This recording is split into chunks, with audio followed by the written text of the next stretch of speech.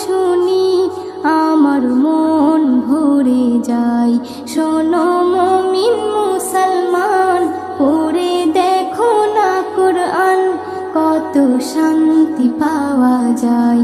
কোরআন মধুর বাণী